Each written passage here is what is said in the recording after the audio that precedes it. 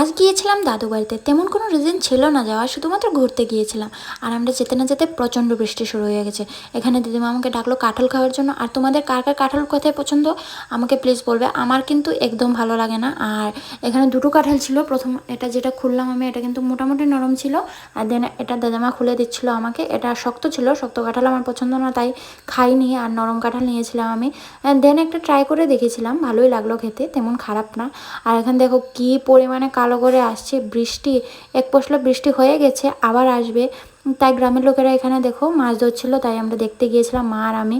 মামাকে সঙ্গে নিয়ে গিয়েছিলাম।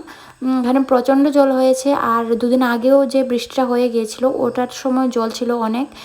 মাছ ধরছিল, মাছ তেমন হয়নি। এই যে গাছটা ফেলা আছে, এটা এটা কিন্তু অনেক পুরনো গাছ। আমি যখন ছোটো ছিলাম আসতাম তখনও এই গাছটা ফেলা ছিল। আর আমি কিন্তু এটা পের হতে প্রচণ্ড ভয় পেতাম। এখন আর পাই না, এখন তো বড় হয়ে গেছি। যাই হোক, আমরা কিন্তু